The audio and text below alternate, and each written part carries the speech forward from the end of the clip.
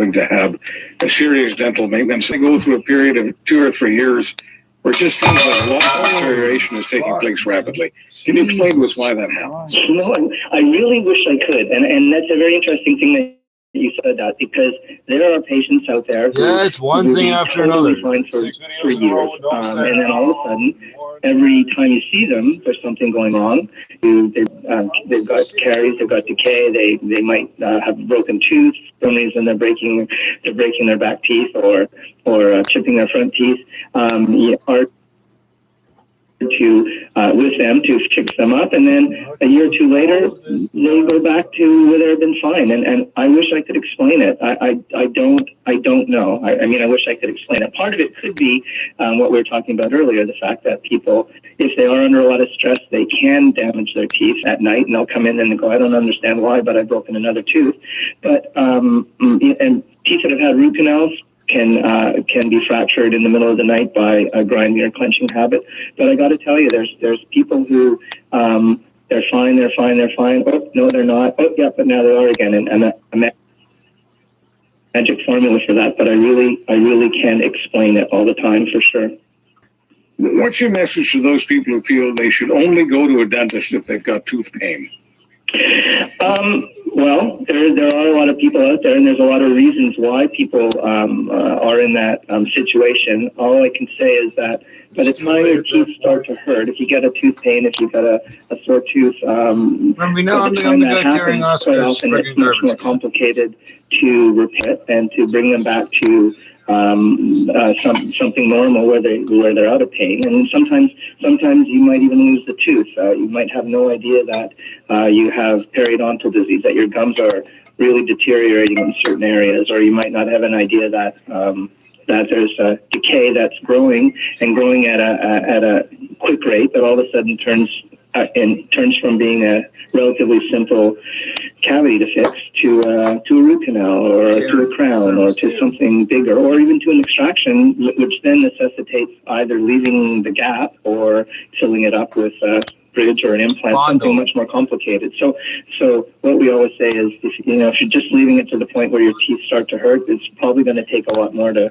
fix those teeth up than it would be if you kept a regular maintenance program going. One of the reasons when you talk about regular maintenance, you're talking about going for basic teeth cleaning at least twice a year. Well, it depends. That's very dependent on the person. So some people in our practices need to see need professional cleaning and help every 3 months or every 4 months, and some people can leave it for a year at a time. Just again depends on going back to your comment about body chemistry, it depends on the chemistry of your mouth. So some people's mouths are prone to developing periodontal disease, and other people's mouths really stay clean and healthy. And so that's usually a schedule that's decided upon by the dentist and the dental hygienist and the patient.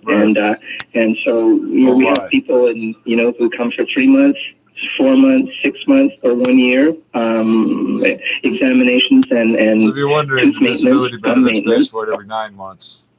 Almost needs to be customized. There's no one size fits all for oral care for sure. Does decay accelerate after a certain age? I mean, let's just take 50. Is that a benchmark for Dr. Ward? No, there's no benchmark. I'll tell you, one of the ways that certainly decay ramps up is as we grow older.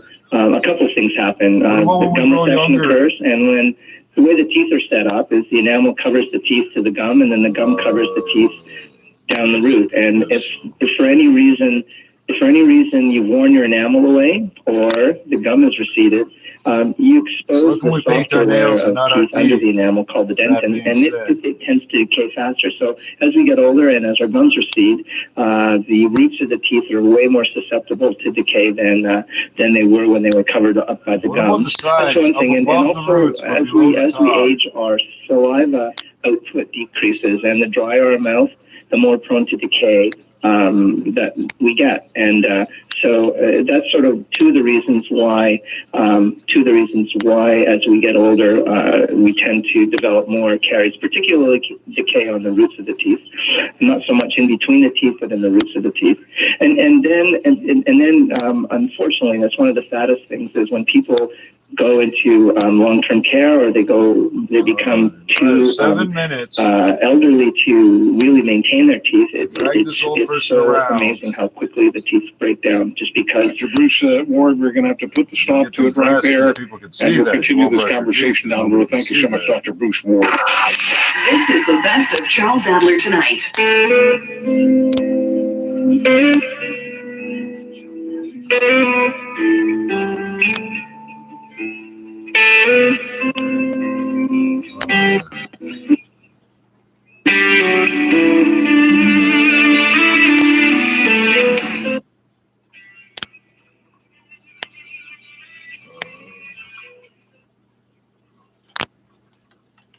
We got a simple line tonight.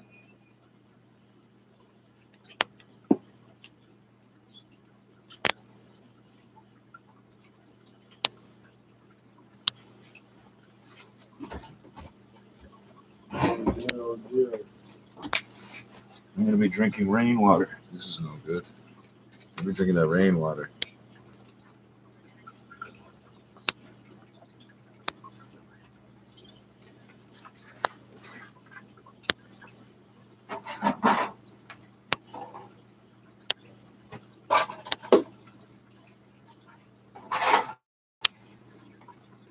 Thank you, autoplay.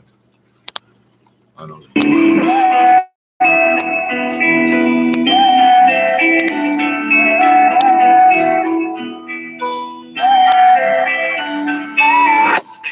I'm the realest, the hottest in the city, regardless of what city I'm in. Getting paid for my rhymes, like proceeds of crime. When I flow, it's divine. Let me show you how to shine. In this moment of time, I need to hold something to know that it's mine. If I slip and I fall, you gon' catch me. If I'ma fuck it all up, or you just gon' stand there and let me. Friends like these enemies, close my eyes, I don't wanna see. Say most of the world, so it was, so it'll be. Until we wake the fuck up, yeah, I've been a G. But that ain't all there is to me. Me and Lady Luck, we got history, cause I shouldn't be here physically.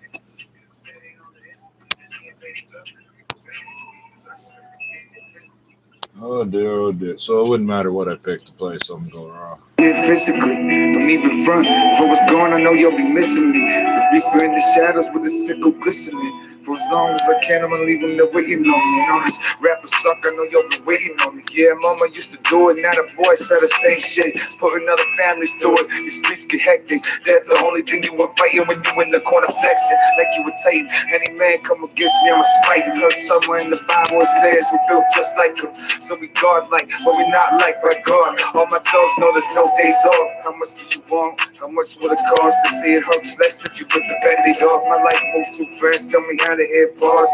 All I know is gas, how he be the spark.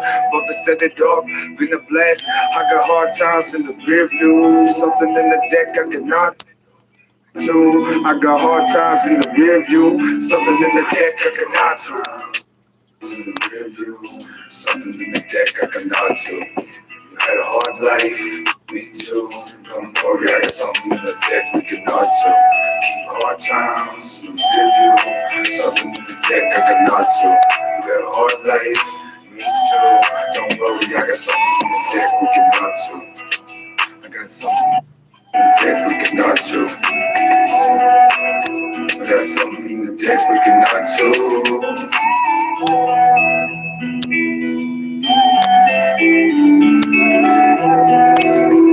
Check it out, though. I was blinded by my vanity. Puff past me, my sanity. Foolish man kept only 4 degrees. Intelligent and plan for a season ahead. Could have enough food for winter. Yeah, I'm guilty, but my mama told me better. There's days when I felt like I couldn't go any further. Wake up in the morning, I'm leaving. Wanna get up, dear God, yeah, we fed up. 2020 is all about keeping your head up. Are you coming back? Or did you forget us? I'll wait here for a while, I guess. I ain't perfect, but I try my best. Yeah, we tired is the time that we take a rest. It's been a long time that we've been doing this. Got a few friends friends gone that I always miss. And I was there when they lost my grandfather. Felt like I should have cried, but my anger wouldn't let me feel for a stranger. Plus I got my mama's pride. We gon' make it through the day, we gon' be alright. Trying to learn from life's lessons, especially from the losses. Gotta respect the process. You know you just another call, get crucified, burned alive, struck a pop. You don't play your part, play along. Tell me who wins the game if in the end all the players are gone. Losers always say they right, even when they know they wrong.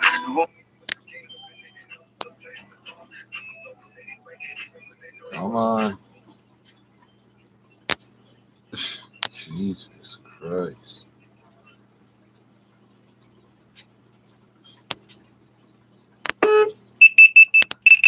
You should be done right about now. No, of course not. You've been running for 3 fucking minutes.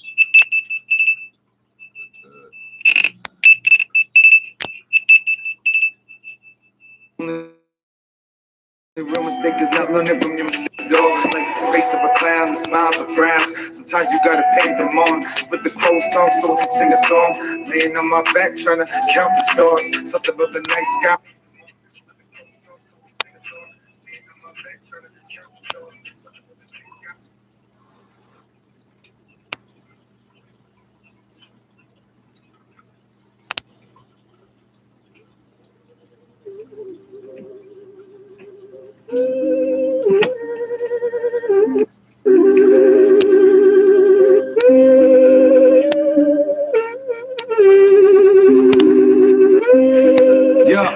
Yeah. Let's get it, yeah. You need to relax. Bitch, I don't need no feedback. Trying to put my seat back and worry about that other shit. You'll never get it back.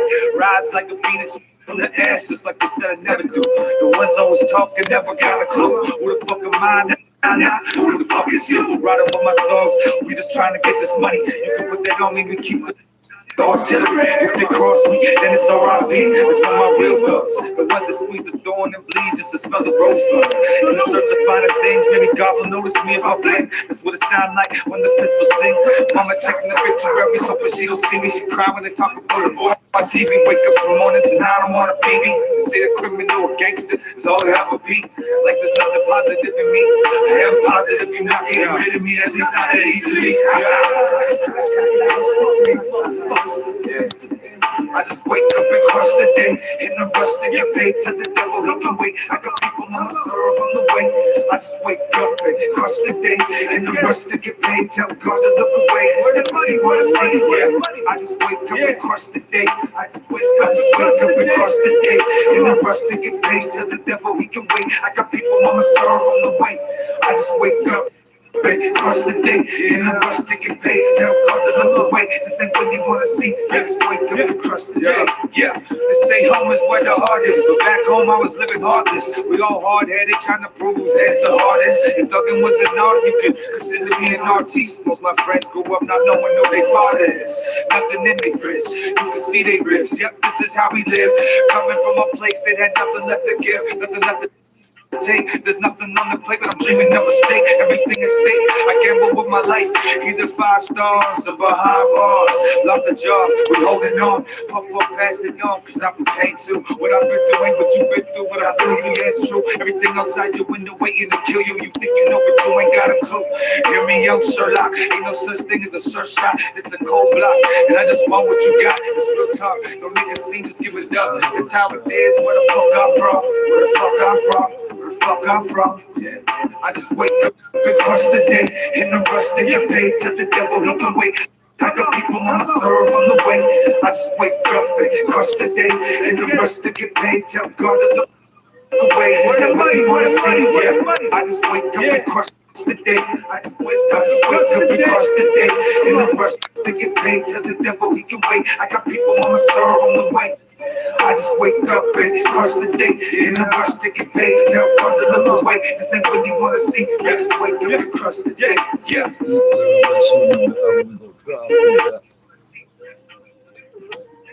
Seconds of $1 stacked to buy rocks and built to be understood the wealth we got underneath our minds. Yeah. Get it, yeah.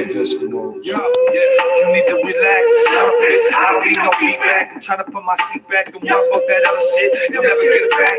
Rise like a phoenix from the ashes, like they said I never do. The ones always talking, never got a clue. We're fucking mine, nah. Who the fuck is you? Riding with my dogs, we just trying to get this money. But they don't even keep the artillery. If they cross me, then it's R.I.P. It's for my real thugs. The ones that squeeze the thorn and bleed just to smell the rosebud.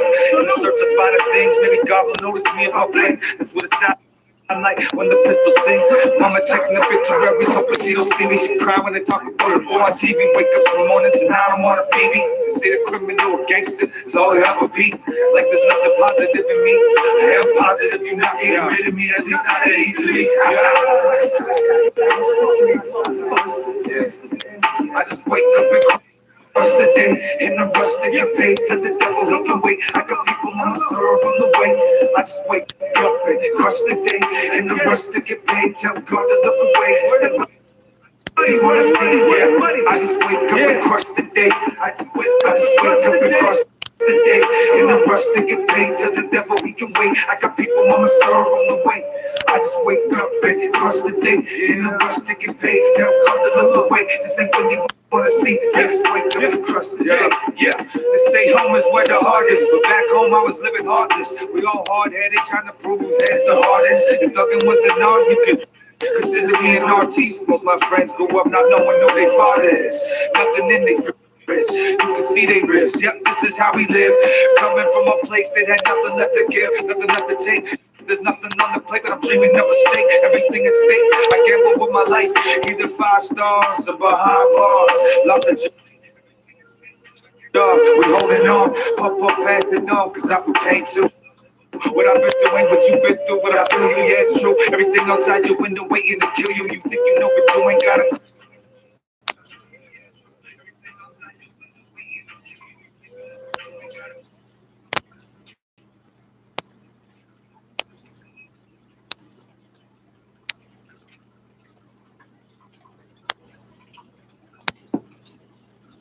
Reality into a lucid dream. I turned a lucid dream.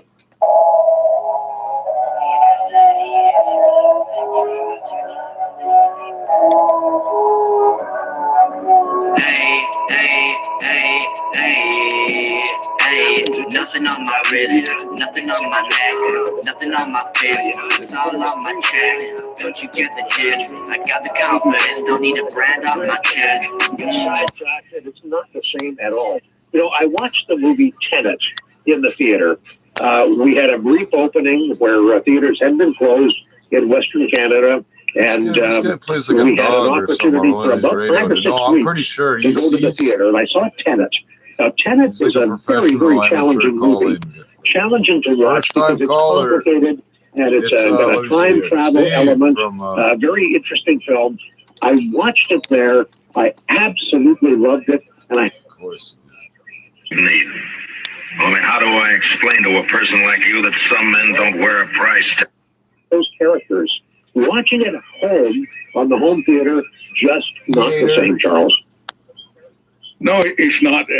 I remember I was just a kid, and Lawrence of Arabia was a really big deal, and it was on a real big screen. And I remember just all that sand, all that desert. I was thirsty. I mean, it's just, you talk about enveloping. I mean, I've seen movies where, you know, there's a certain amount of violence, and depending on the camera angle, sometimes you feel you're being shot at. It's scary. So sometimes you'll actually duck, even though you're in the movie theater, because it just suspends disbelief, and you are, as you said earlier, Rick, you're part of the picture. I've never seen a TV, and I've seen some great TVs. I've never seen a single one scare the hell out of me the way a movie can in a movie theater. No, it's true. You think back, for example, how old were you in that movie theater, Bob? To see the original movie Jaws. You should be working out at Alcoholics Anonymous. Scary. When you watch it on television, with everything scaled down, Bruce, which was the name of the shark that they used, Steven Spielberg's shark, is a mechanical thing, and it just doesn't look real. And yet, on the big screen, it was absolutely scary. Now, here's another interesting thing. This is coming up on television, actually, in the next week or two.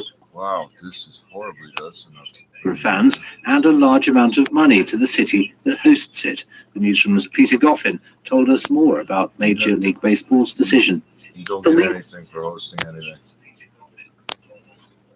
I'm a very active proponent, I guess, of Passive House because it's just clear to me that it's a very powerful way to transform buildings into a form of climate action. In the clean energy space, we're seeing solar panels and wind just plummeting cost and performance rising really rapidly. We need to take a cue from that and harness science, essentially, to build better buildings, and that's what Passive House does. Yeah, I'll put the flammable stuff on the outside. In order to meet the Paris Accord targets, we need to flatten out emissions by 2020, and then see emissions reduced by half every decade afterward.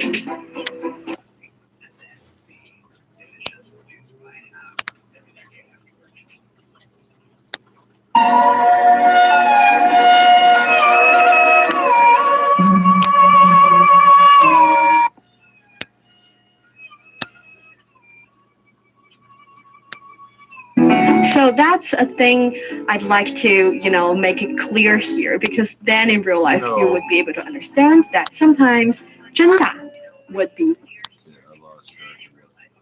Boycott is significant because this is America's sport, America's pastime, which has a pretty conservative fan base, weighing in on democracy, which is this most American of values. And as far as Major League Baseball is concerned, it's as much about business here as a political decision, because baseball is struggling to draw fans the way it used to. The fans they do have are predominantly white and older. They want to win back a younger, more diverse audience, and this is one way to do it.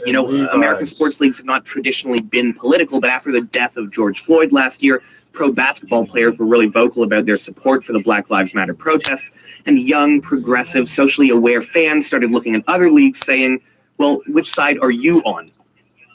How's your blood pressure? Pretty good? What if I said fixed or variable? 3 years or 5, 10, 25%, or maybe no down payment at all? Self-employed, back credit, lots of consumer debt? Let's just go through all of this. Got to be something else. It was a very compelling idea, so we decided to do this house that way. So it is an airtight house, and so we have continuous ventilation. So we're delivering fresh air to the house all the time. Most houses are theoretically designed to be airtight, in theory. Close windows and doors.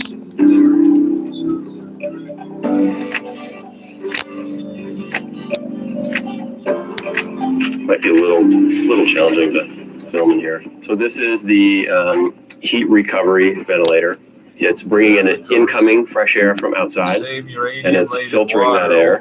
So this is delivering fresh air to the house continually. Using the water.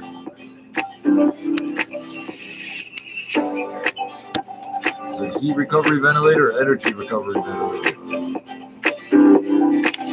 It's a mold factory.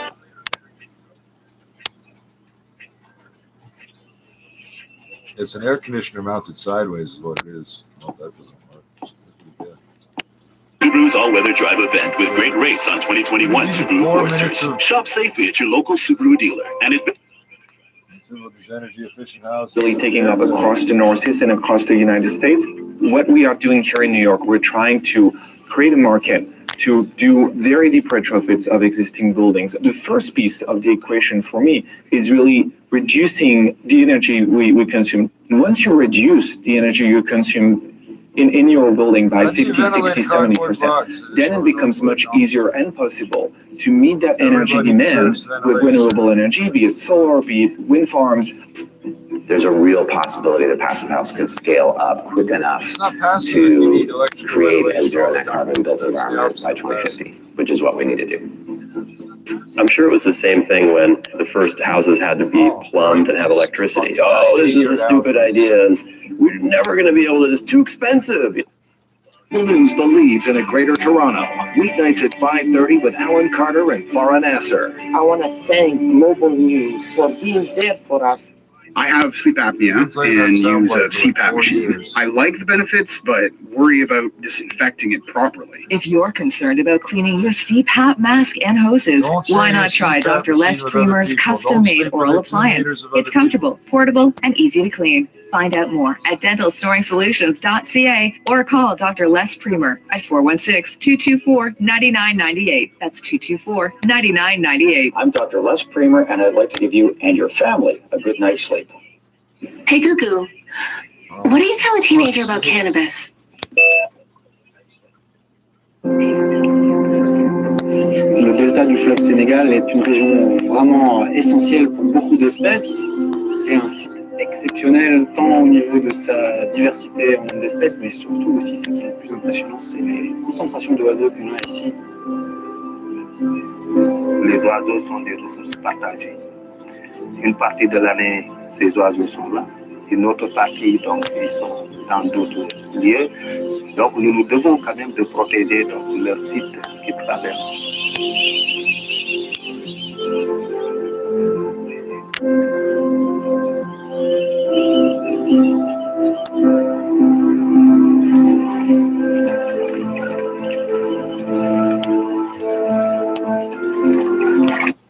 Pizza, fiercely Canadian, authentically Italian.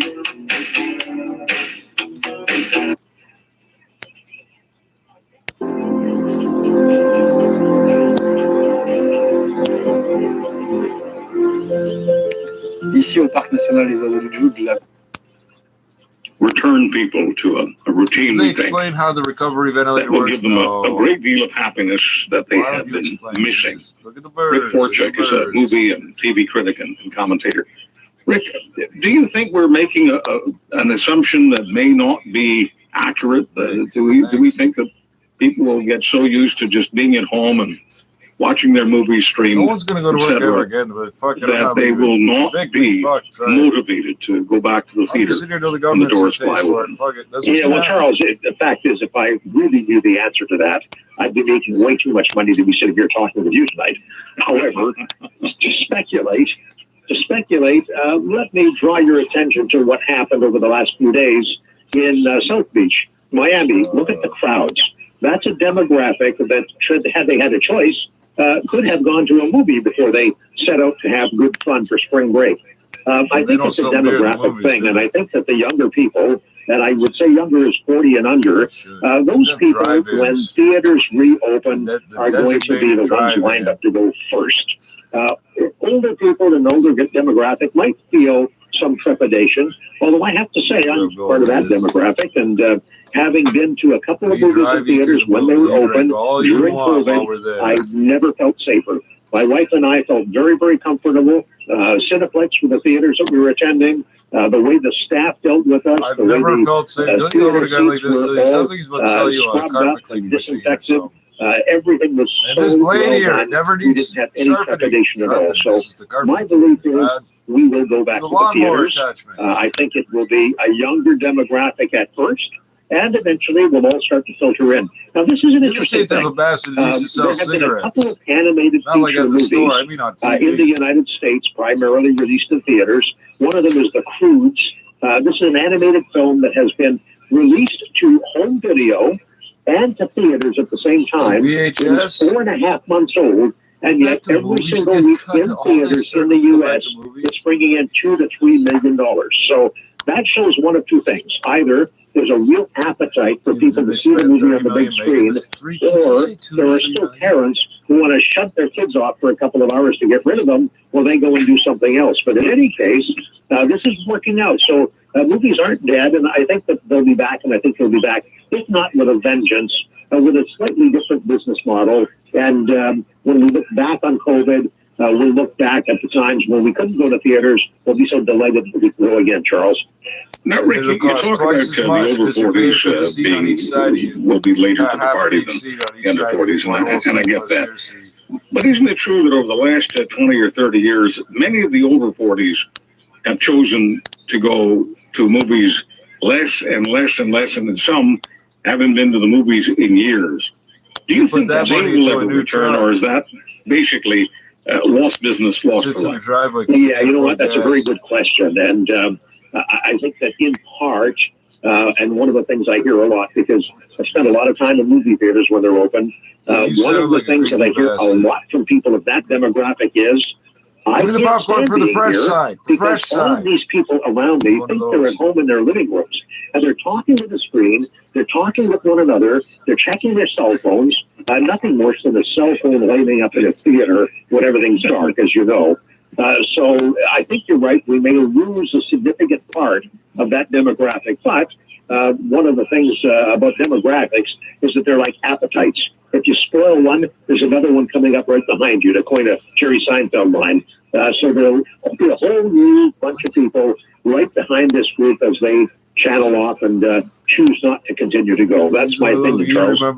I'm not positive this question belongs in the conversation, but I'm, sort of old school in the sense that someone says something that makes me curious. I fire a question off, and sometimes it's the wrong question, sometimes it isn't.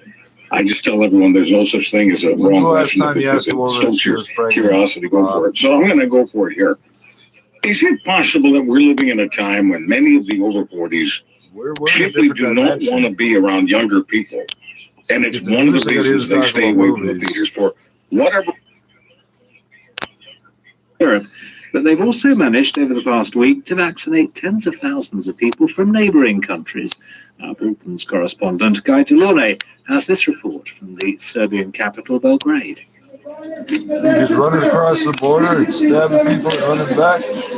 There's a calm and fairly quiet queue outside the Belgrade World Trade Center, the biggest coronavirus vaccination center in Serbia. And in recent days, that's not just been for Serbian people, but large numbers from neighboring countries. We looked at this. It's closer to the target, real close to news, real close to news. That's not news. Bad way to start anything when you're dealing with younger people. When I was your age, for the money it costs to go to a movie and maybe pay for parking and maybe pay for a babysitter and look after what's at the concession stands, that was a mortgage payment for us. And there is a disconnect there that just doesn't seem to be able to reconnect.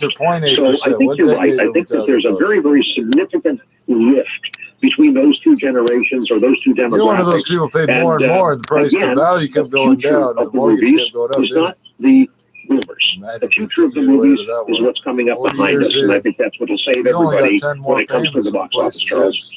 Well, boomers do say things like, why the hell should I go anywhere that's going to charge me nearly $10 for a bag of popcorn? Exactly. A bag of popcorn that has about 4 cents worth of popcorn in it, and the bag is worth 2 cents. And why would you want to do that? And yet, listen, I know people, we have people close to us, for example, who, even though theaters are not showing movies, they spend $50 to have an Uber or equivalent bring a bag of popcorn from a theater to their home so that they can enjoy movie popcorn. So, I mean, that's good for business for the theaters. At least the concessions are doing some business. And you know, Charles, that it's really the concessions that drive this thing. The majority of the revenue that comes in at the movies is not from the box office tickets. It's what we spend for those sizzlers, for that popcorn, for that great big drink that has about 3 cents worth of pop in it. And the rest is just, well, it's profit. And everybody's got to make a living. I have no complaint with that. But I think you're quite right. Rick, is there any way that you can remember as a kid? This guy remembers every nickel he ever got shorted. One of the first movies that literally leaped off the screen for you and made you feel in love with the movies. Will you remember what that movie might be, or what those movies might be, what the era is? Is there any way that you could go that far back? We're told that as we get older, our long-term memories get more sharper. And I'm just wondering if you could possibly revisit the movie that made you fall in love with movies. Yeah, well, there were a bunch of them, but Singing in the Rain was one.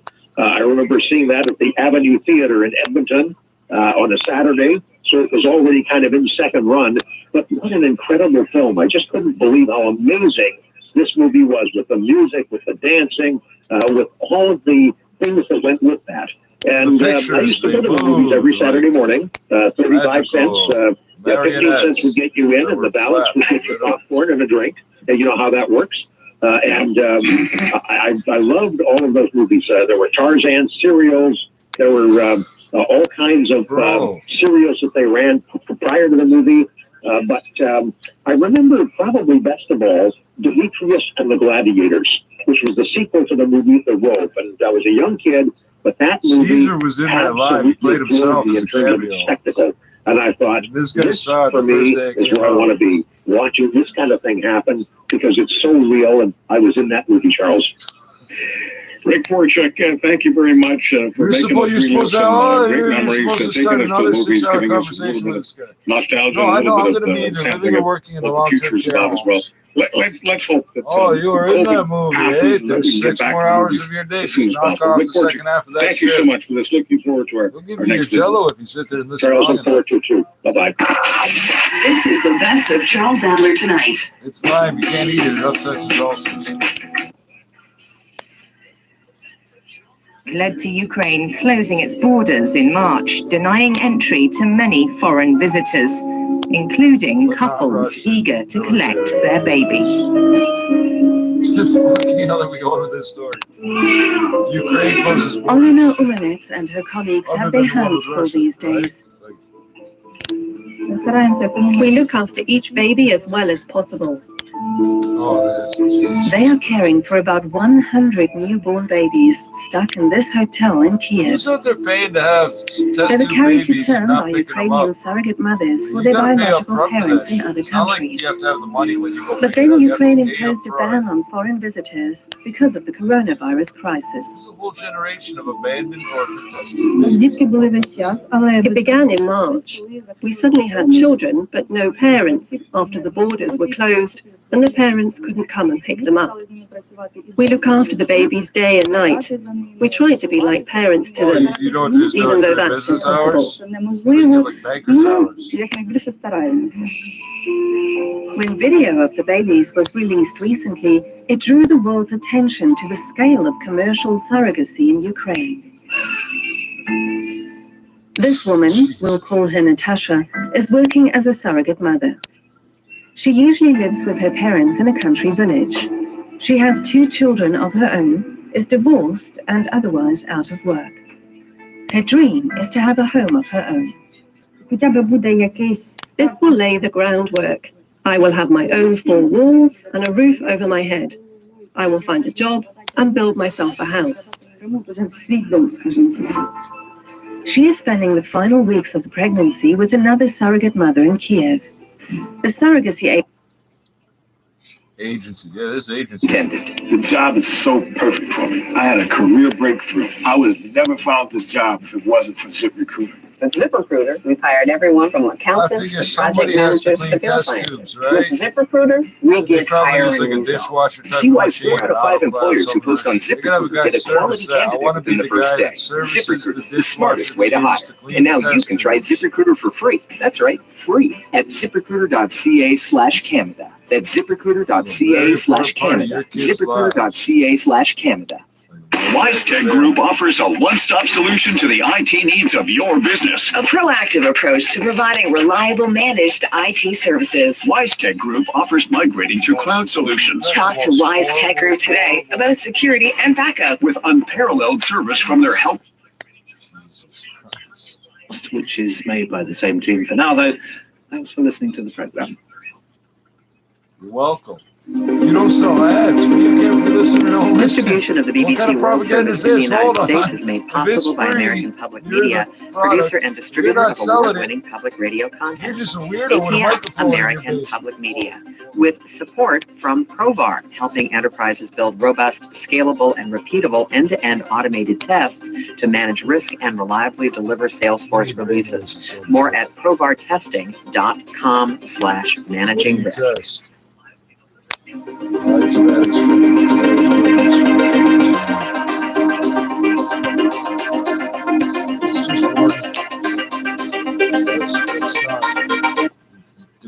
We believe in being accountable to you, the listener, in our information and entertainment programming. If you have a comment to make about our programming, write to us. We'll respond to your letter and send you information on the council and its codes. A message from the Canadian Association of Broadcasters and Global News Radio 640 Toronto. How has business for you changed in the last year? Even the last few months? Well, everybody's Has your fucking message broke, kept so up with everybody these nothing no changes? more. They don't want Course free shit. Creative I tell them Services broke, can help you them reach fuck your off. audience wherever they are. Find out how. CourseCreative.ca. And they go smoke crack with somebody's got COVID and died. Then they get resuscitated somehow. This is Global News. I'm Sakia Parani. The National Transportation Safety Board announced Friday it has recovered the wreckage from a helicopter crash north of Anchorage that killed 5 people and is sending a team of investigators to examine the evidence. On March 27th, the helicopter carrying guides and guests on a heli skiing excursion. Sunday evening, we invite you to join lovely. And 4 of the 5 passengers. The investigator in charge plans to come from Seattle on Saturday. It will be followed by the rest of the team to look at the wreckage that was found on the Nick Glacier. The CEO of Montreal-based Transat AT of the airline will take the necessary steps to ensure its future, including obtaining at least $500 million in long-term financing after the cancellation of a merger with Air Canada. Both companies released statements announcing the termination of the $190 million deal initiated more than 2 years ago after the European Commission said it would not approve the transaction. Federal Transport Minister Omar Alghabra says he's spoken with Transat and is examining next steps, tweeting the most important thing is to protect jobs in Quebec and across Canada, as well as preserving the long-term viability of the airline. California on Friday cleared the way for people to attend indoor concerts, theater performances, and NBA games. You're listening to Chin Radio AM 1540, the voice of multicultural Toronto, bringing you the latest updates on COVID-19. Stay informed, stay safe, and stay tuned to Chin Radio AM 1540. From Hollywood, it's time now for Edmund O'Brien and Johnny Dollar. Dr. Colby calling back, Johnny. Oh, yeah, Frank. How am I? Oh, you've fallen behind. You'll need boosters for diphtheria and smallpox, typhoid, cholera. And if we can find room, why, we'll bring you up to date on your tetanus. Oh, well, where do I get them? I have it all right here in the office, or I can stop by on my way home. Well, that's not what I mean, Frank. It takes a long time to get to Haiti, and those plane seats aren't very comfortable at best.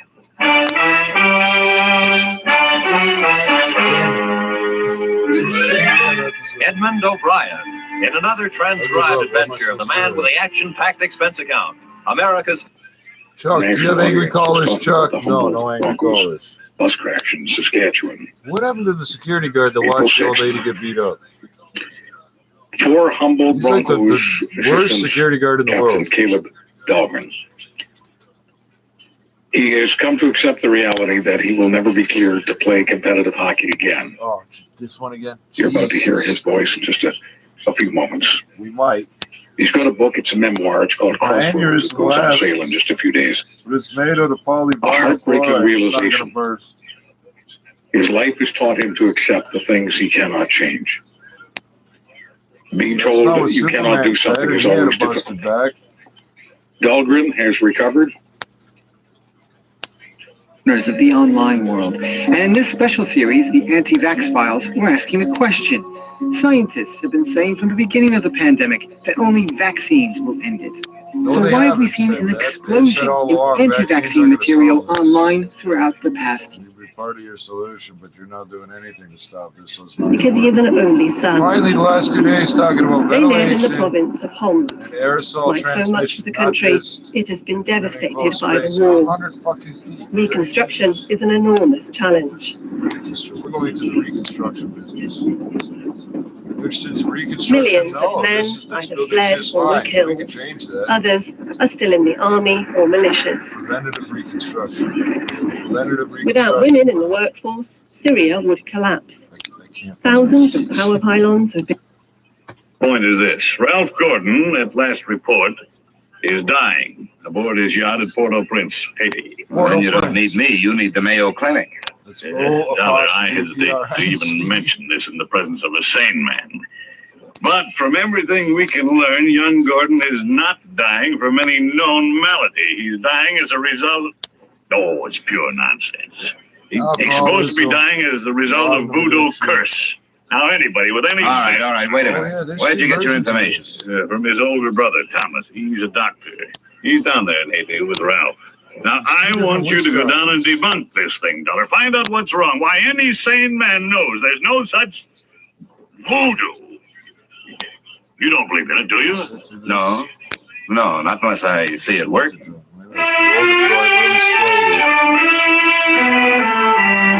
account item 2, $148.70, Hartford to Port-au-Prince via airplane. Expense account item 3, $32.50, tropical clothes. And item 4, $25 spent while I browsed the waterfront bars in Port-au-Prince, looking for somebody who knew where the Gordon yacht was. When I found him, he not only knew that, he knew everything. It don't matter what you want to know about this blasted island. Ask me first. My name is Cap Regan, and I've been here since before repeal. Give up my citizenship, I did, with the help of a couple of prohibition agents. And I figure on sailing out my final days right here. Yeah, what do you want with the Gordon craft? I want to see the owner, Ralph Gordon. How do I get to it? I reckon you pay me to row you out to her. My dinghy's down to the foot of the pier, just a short hail from where we're at. Well, good. Come on, let's shove off. Just wait till I down my ration, yeah? Yeah, that'll put me in ship shape. Yeah, what'd you say you wanted with that schooner? Yeah, figuring on buying her? Oh, thank you for the compliment. If I bought a boat today, it'd have to be a surplus life raft. I told you I want to talk to Gordon. A friendly visit or the other kind? Uh-huh. I'm beginning to see how you know so much about this island. Well, never question, never learn. Remember that, Sonny. Yeah, this way we go off the starboard. I wonder how much those are going for on eBay. Yes, sir. Never question, never learn. Look, I'm an insurance investigator. A company sent me down here to look things over, including Gordon. Something wrong? I don't know yet. What do you know about him? A jugful, Sonny, a jugful. Stood into the harbor about 2 months back. No sooner dropped his hook than his crew started taking the pierhead leap. Everybody jumped for the bosun, for reasons of his own. What was the matter with Gordon? He was off seas over all the time. And you navigate with sextant, a compass, and parallel ruler, Sonny, not with a double shot and a water chaser. Get the drift? They were afraid to sail with him? Oh, that's the line of it. You could ever pile into a reef, you feel the same. Oh, yeah, here we are. Now, there's my dinghy down at the bottom of the ladder. And there's Gordon's yacht out there, you see. The tug is passing astern of her now. Yeah. Yeah, that's a lot of boat. Yeah, she carries a suit of sail like a grain clipper. Oh, why don't you see her close up? She's dirty as a garbage scow.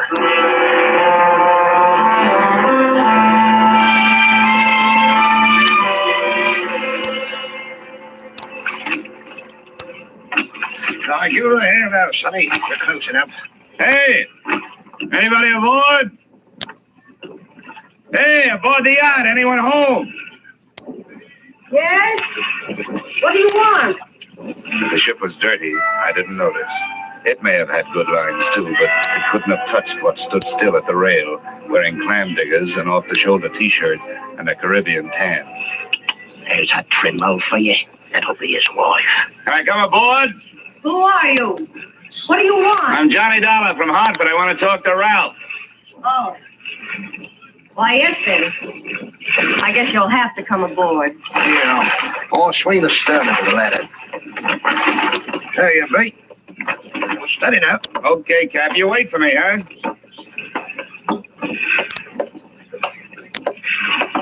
Well, how are things in Ralphie's old hometown? Cool, but not as cool as this reception. Don't let it throw you. What is this, a friendly drop-in business or just plain snooping? It's the last I met Weena, the wife they haven't heard about at home. Congratulations. Now I know why you like the way your shoulders bear. The better to keep a chip on them. If you're through being sharp, I'll let you hear what's left of my husband. Come on, through here.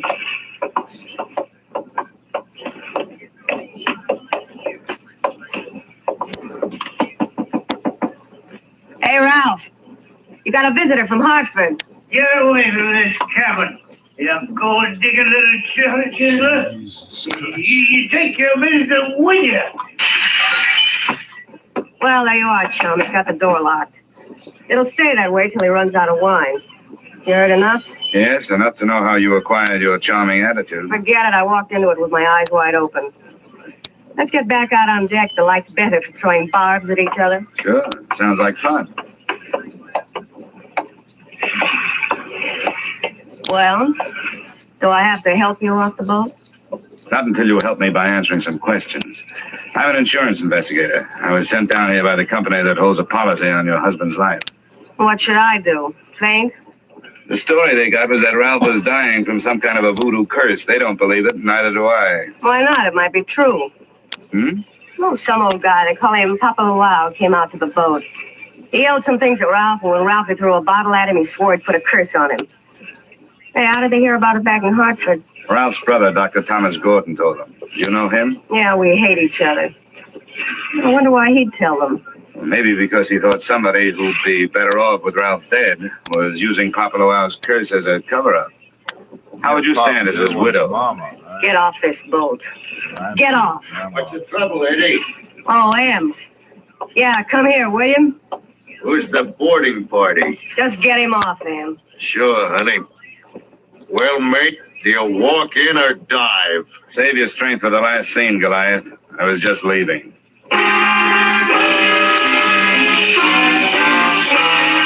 Expense account item 5, $3 paid to Cap Reagan as water taxi fare. Item 6, 80 cents, land taxi fare to Hotel Francois. And up at the Hills hangout for not only the best in tourists, but also Brother Thomas Gordon, M.D. Please make yourself comfortable. Could I offer you something? Nothing but some brotherly advice. Certainly. I feel like a stupid fool for not being able to handle this thing myself. So now that you're here, call on me for anything. First, have you seen Ralph? I tried to, but he locked himself in his cabin. Articulate, you're very eloquent. I have no doubt you'll be a smash, a success. Right. No matter. Never mind. Think that science doesn't know everything it would like to know. Voodoo, black magic. There are stories, supposedly true, but any victim would have to have a highly susceptible mind. And I know my brother, Mr. Dollar. His mind is susceptible only to his own whims and fancies. And what's the matter with him? That's it, I don't know. He's drawn within himself and seems to be searching almost insanely for escape through alcohol. Hasn't anybody thought of putting him on the wagon? It's a horrible idea, but it works. I don't think this is the time for it. He's suffering mentally and needs release. And that leaves us only one thing to think about, and no matter how thin you cut it, it's still voodoo. I'm a man of science, Mr. Dollar. I'd make hypocrisy out of all my knowledge and training if I attacked the problem from that direction. But please let me know what you find. Expense account item 7, $4, rental of horse and cart, in which my walking tourist guide, Cap Reagan, and I jolted out of town in search of Papa Luau.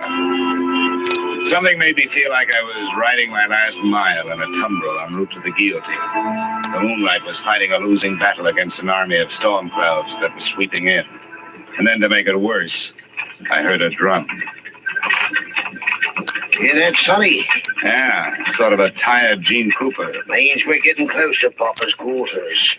Is he the only one around here? Yep, none of that good old guns performs in his territory. He's too mean. Oh, great. And that ain't no galley news, it's the truth. I tell you, there's lots of black magic, as so-called. It's nothing but tourist bait. But Papa, he's a genuine article. Let me tell you about one fella. He loaded a curse onto him. He was a knighted, and before he got through with him... Cap, please, you keep your mind on your driving, and I'll keep mine on pleasant memories. Well, I ain't got no more driving to think about. What's the matter? That's the path over there by that gnarled old tree. From here on, you plot your own course. This is close enough for me. Me too. Say, wait a minute. How do I know I can't put a curse on him, huh? I never tried. Smooth silence, Sonny. The path led along the edge of a field of sugarcane, and on the other side of me was a solid wall of jungle. First, I smelled some feathers burning. Then I heard the chant. There was a door in the wall of jungle that led to a small clearing, and before the moon was smothered by another cloud, I saw a shack. Smoke curled out through an open door, and I could see the glow of a fire on the floor inside. Hey, Papa! I want to talk to you. Who's come to the house of Papa Luau? Well, my name wouldn't mean anything to you, but what I have to say will. Can I come in? Entree. What are these words of so great importance as you wish to interrupt, Papua? All I know about voodoo is that I don't believe it. Legba. Legba. I've come to you because I haven't gotten the answers from anybody else. I want to know what's behind this so-called curse you put on Ralph Gordon. You not believe. You like me make you believe. Ralph Gordon, he died. Tonight, in the wind and rain. And for you, I have magic now. See my fire? You will believe the smoke. Now, believe.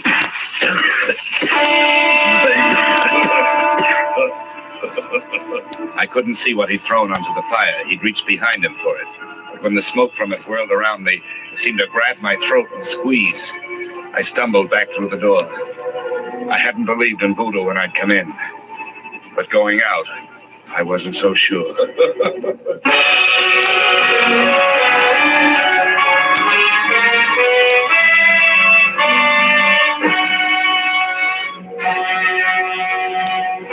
We will return to the second act of yours truly, Johnny Dollar, in just a moment. CBS invites you to hear one of the greatest ad-libbers in show business, Groucho Marx, this Wednesday night on most of these same CBS stations. Groucho's show, You Bet Your Life, finds the master throwing quips and questions at oddly assorted pairs of contestants. And it's one of the funniest, fastest, merriest shows on the air. Be listening when Groucho Marx comes along this Wednesday on CBS. And now with our star, Edmund O'Brien, we return to the second act of yours truly, Johnny Dollar.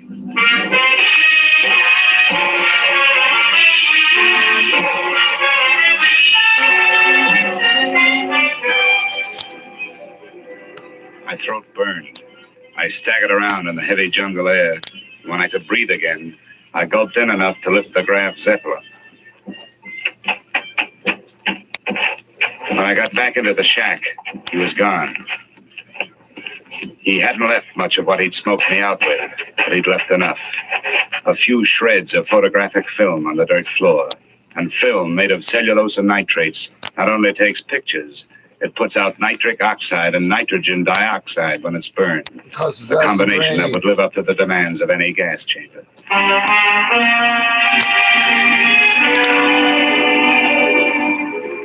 We headed back to the yacht, and this time I boarded without a hail.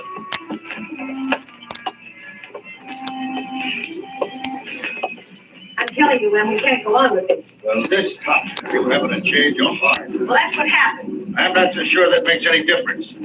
Maybe you're in too deep to back out. How would you like it if I spilled the whole thing? Oh, what difference does it make? It'd be better than landing in a Haitian prison with your motives showing.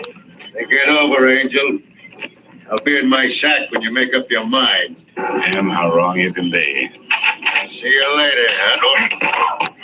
What are you doing on this ship? Get off. Oh, no. Not after that intriguing conversation I just heard. How much did you hear? If I added it to the gas assault Papa Luau threw at me, it'd be enough to nail you and Loverboy here for conspiracy to commit murder. I don't know what you're talking The about. point is, I know what you two were talking about. Listen to me. You've got to believe me. I don't have to, but try me anyway. I admit that Em and I... Well, I did get involved with him. It was because Ralph turned into another man after we were married. This probably marks the first time in history that an icicle melted in Port-au-Prince. Please, let me finish. When my marriage went to pieces, I had to do something or go crazy. To see Ralph drinking up all the champagne on the island was just more than I could take. I was going to divorce him and leave with Em, but we weren't going to murder him. You know, Chapter 1 has so many holes in it, it could have been printed by a punch press. You don't worry about landing in prison with your motive showing when all you're planning is divorce. You do when people are waiting for your husband to die under mysterious circumstances. That's why I was trying to make Em go away. If Ralph died, who would look any farther than the erring wife? Unless Em was hiding something. Can you lock this cabin from the outside? Yes. What are you going to do? You aren't going to lock me in here. No, just your playmate. You're coming with me. Where? To Papa Luau. I want to hear what kind of a story you're telling from him. You don't believe me? No. With $150,000 at stake, I don't even believe myself.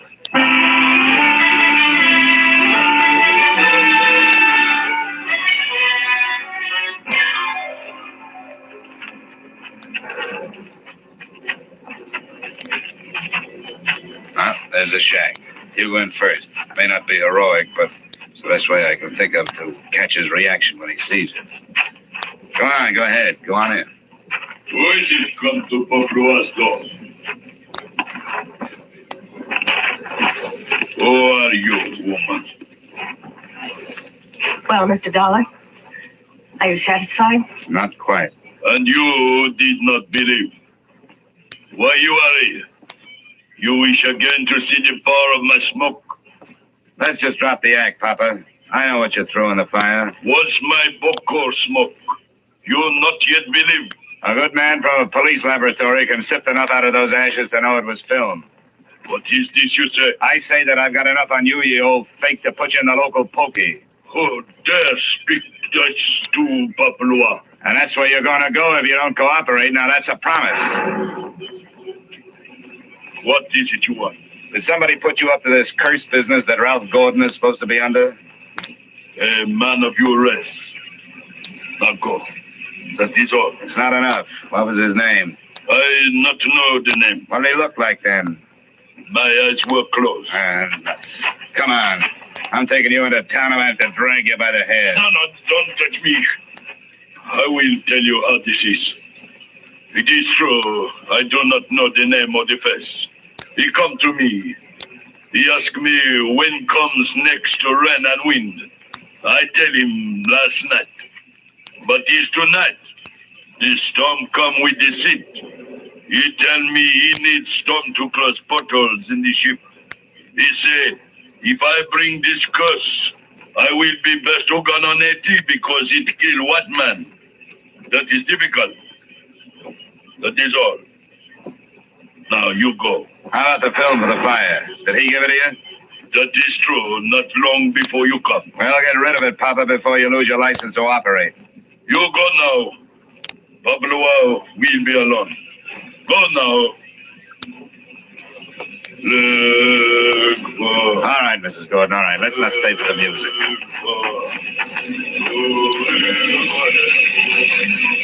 Could you make head or tail of what he said? What goes into your husband's cabin? Nothing but food and wine. Mostly wine. Who fixes his meals? I do. Our cook left us. Huh? Where does the wine come from? You said it was champagne, didn't you? Yes. It always comes from the same place, a liquor shop in town, a case at a time. Nothing makes any sense. What are you going to do? All I can do. Try every angle. But that's not all I'm going to try in that liquor shop.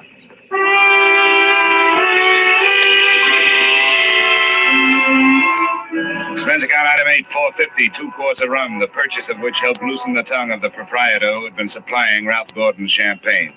And the words that poured out weren't exactly intoxicating, but they sent me staggering to the nearest phone.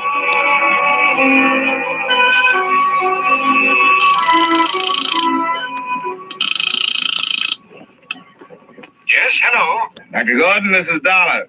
Good heavens, Dollar, I've been wondering about you. What have you learned? Well, first tell me this. What would happen to a man if he was in a ship's cabin on a stormy night with all the portholes closed and there was a lot of dry ice in there with him? What?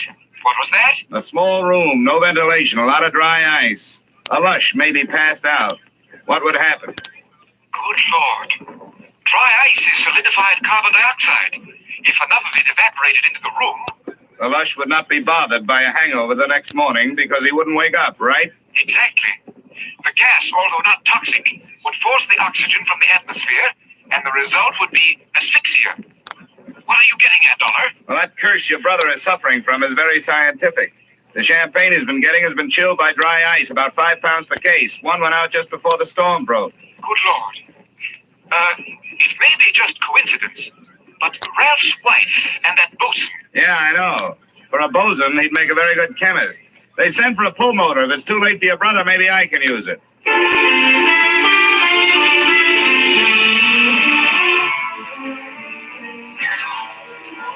Royal for sailor, Royal. Hey, Cap, come on, will you? Of a horse, sonny. It's ever on George for my shipmate and me.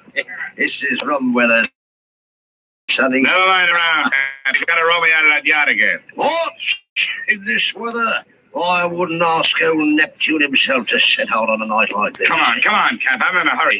Here's $20. I want time off the water. Oh, what did you say?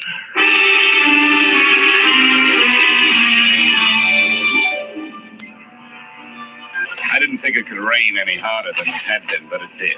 Visibility was 0. But about 20 minutes out, Cap spotted her riding lights. There she lies, Sonny. We were on target, but so was somebody else. A searchlight stabbed out at us.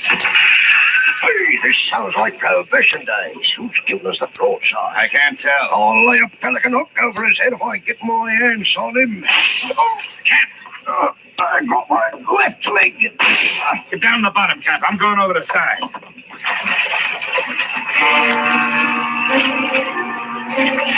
There's nothing to do but swim, so I swam. I tried to remember how many shots had been fired, and that's where I made my mistake. There was a lull in the shooting, which I took to mean that the gun was empty. So I thrashed my way to the ladder. But when I got there, the first thing I saw after I'd shaken the water out of my eyes was the muzzle of a rifle. The face looking down the barrel at me belonged to Brother Thomas Gordon, M.D. Sorry, Dollar. Killing you wasn't in my plan. But now it'll have to be done. I was waiting for a bullet to come my way, but instead the doctor did. Are you all right, Dollar? I'll thank you later for spoiling his aim. Forget it. That's me, big-hearted M. Say, get a boat hook on the doctor. He's our prize fish. Don't let him get away. I grabbed a fire axe out of its case on my way to Ralph Gordon's cabin. If it needed ventilating, I knew one quick way to do it. I didn't check for oxygen. I took a deep breath, held it, and went in. The cabin was littered with wine bottles, and in one corner, in an open case, was the dry ice that was in the process of cooling Gordon off for good. He was stretched out on his bunk. I hefted him to my shoulder and used the last of my breath getting him out of there. What's the matter with him? Come on, help me to get him stretched out. Come on, give me a hand, will you? Maybe we can save a policyholder. All right. 1, 2, 3, 4. 1, 2, 3, 4. 1, 2.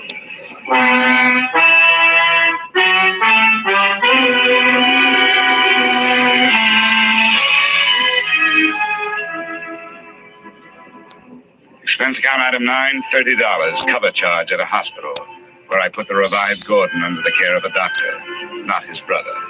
His brother happened to be resting in a jail cell at the time, waiting the formal charge of attempted murder. Motive, the family fortune. Item 10, same as item 9. Same hospital where they patched up Cap Reagan. Item 11, $40. An ounce of voodoo perfume for the lovely but sometimes chilly Edwina. Maybe if she tries that kind of magic on her husband, he'll spend less time with the bottle joy and more with her kind. And expense account item 12, $148.70. Return trip to Hartford. Expense account total, $424.70. Yours truly, Johnny Dollar.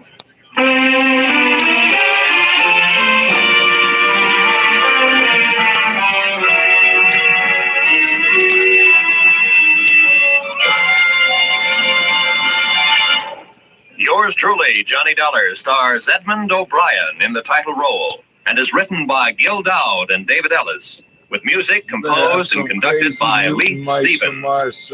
Edmund O'Brien may soon be seen in the Columbia picture 711 Ocean Drive. Featured in tonight's cast were Earl Lee, Willard Waterman, Ted DeCorsia, Charlotte Lawrence, Lou Krugman, Byron Kane, Dick Ryan, and Clayton Post. Son, you know Yours truly, Johnny Dollar, is produced and directed by Jaime Del Valle. Earl Lee.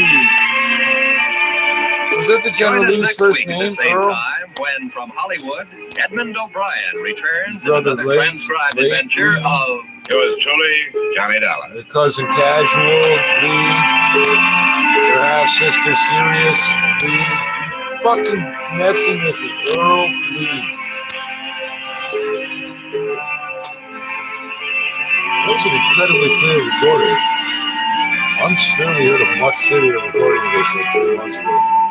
6 months ago. There'll be a bright new show on CBS this Wednesday night. It's called the ABCs of Music, and the star is Robert Q. Lewis with Ralph Flanagan's orchestra. You'll find Robert Q. and Ralph Flanagan taking over while Bing Crosby is on vacation. So join them on most of these same CBS stations this Wednesday for the ABCs of Music. No, that's not the correct one either. I changed it, damn it. I changed it twice.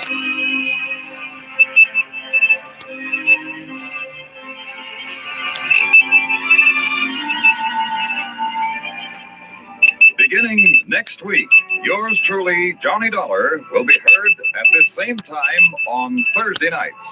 Thursday nights for Johnny Dollar.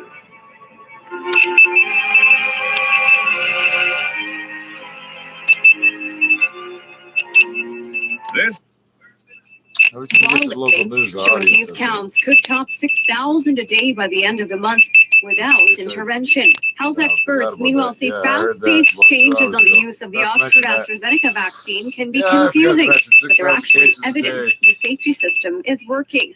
McMaster University hematologist Dr. Menika Pai says people who have a history of blood clots are not at a greater risk for developing them after getting the vaccination. Pai says the speed with which the blood clotting issue was identified and decisions made to pause the vaccine for younger adults is a positive sign on the effectiveness of the safety net. Protesters denouncing deadly violence against women marched in Montreal on Friday. The Quebec Federation of Women's Shelters says 8 women have been killed by current or former partners over the past 8 weeks. The Federation says that figure is shocking.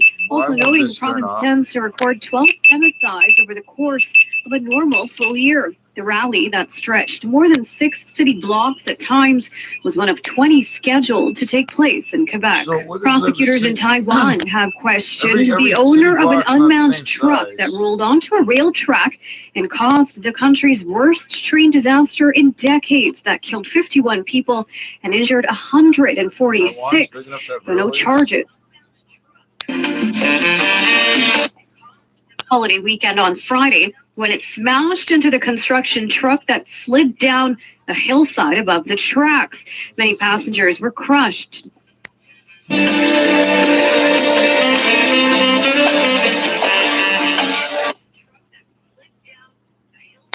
Stop a surge in coronavirus cases after Easter. Mark Lowen reports from Rome. For many Italians, Easter is at the heart of what they cherish: food, family, and faith. But for the second year running, for 2000s, Traffic says this year provides an opportunity to rebuild what the ceremony should look and feel like. The Academy Awards will be handed out on April 25th. Some sad news from the Animal Adventure Park in Harpersville, New York. April the giraffe was euthanized because of advancing arthritis. The giraffe became a sensation when her 2017 pregnancy and delivery were live streamed, attracting a huge online audience. Vets say April, who was 20, started showing signs of mobility problems last summer, and the imaging showed she had arthritis in her left hind leg. They tried to slow the disease, but it became so severe they could no longer control her comfort level. From the Global News Desk, I'm Safia Karani. Some weed in her pen.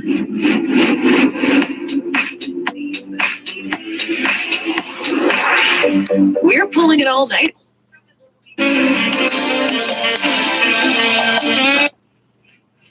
Give me a reason to like this for minorities to vote. The move came a day after President Biden called for the game to be rescheduled. The sports commissioner said baseball supported voting rights for all Americans. The mummies of 22 ancient Egyptian rulers are being taken in procession through Cairo today to be transferred to a new museum in the south of the city. Sally Nabil has the details. The mummies will be transferred in custom-made vehicles adorned with ancient Egyptian decorations. The cars will also be fitted with shock absorbers to safeguard the royal bodies against the bumpy Cairo streets. And local officials say each mummy will be placed inside a nitrogen capsule to protect it from contamination. When they reach the new National Museum of Egyptian Civilization in the south of Cairo, the mummies won't go on display immediately. It will take a team of experts nearly 2 weeks to further examine and carefully unpack them. The renowned Pakistani singer Shaukat Ali, whose career spanned 5 decades, has died at the age of 76 after a long illness. Hailing from Punjab, Shaukat Ali was a folk singer whose music was loved in both the Pakistani and Indian parts of the region. What about the Pakistani journalist getting murdered in Toronto? Job in the first place. This is where you prove your mettle. So question number 1. Toby, let's start with geography. Pretty simple question. Where were you born in this fine country? Okay, I mean, geography I'm not great on. This one I feel very good about. I was born and raised in Toronto, actually. So spent my first 25 years or so in Toronto, and then I've been out in Vancouver for just under 3 years at this point. And gosh, it's hard to leave when you come up to the West Coast. So yeah, Toronto born and raised, but definitely a Vancouverite these days. Okay, from the Big Smoke to the West Coast, the best coast. Bringing you the latest updates on COVID-19. Stay informed, stay safe, and stay tuned to Chin Radio AM 1540. Now, as gunshots echo across the wind-swept, snow-covered reaches of the wild Northwest, Quaker Puff Wheat and Quaker Puff Rice, the breakfast cereal shot from guns, present the challenge of the Yukon. It's Yukon King, swiftest and strongest lead dog of the Northwest, blazing the trail for Sergeant Preston of the Northwest Mounted Police in his relentless pursuit of lawbreakers. King! I'll have those guns. I mean, plenty of beautiful communities and cities and towns as you go. Got to relax a bit more because since January 6th, there's been a massive insecurity increase around the Capitol building. As you know, there had been some warning. You got on the radio telling people there rose be up through the dozens of ranks to security become guards boss with in the no guns. Complexo Alemão favela.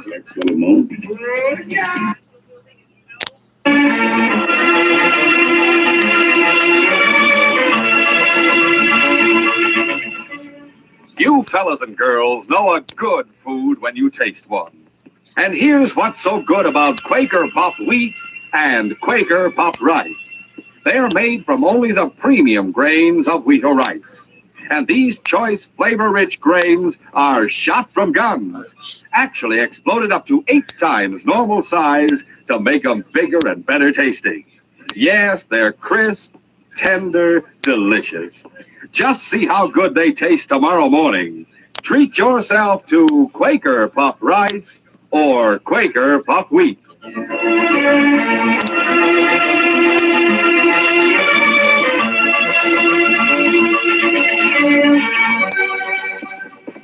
Sergeant Preston rode along the trail toward Whitehorse with the great dog Yukon King running alongside. It was spring, and the thaw had brought a great deal of activity to the great Northwest country. Suddenly, Preston heard a distant shot. He stopped for a moment, listening. Shot, King. We'll go along the trail a bit and see what we can find out about it. Get up, Lucky. Sergeant Preston, followed by King, rode at a fast pace until, as they rounded a bend in the trail, the Mountie saw a figure lying on the ground and a horse grazing nearby.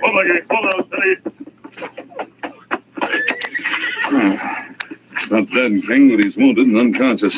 You got my first aid kit? Do what we can for him, boy, and we'll take him to the nearest cabin. Sergeant Preston gave the wounded man first aid and tied him on his own horse. Then the Mountie, leading the other horse, continued along the trail until he came to a cabin.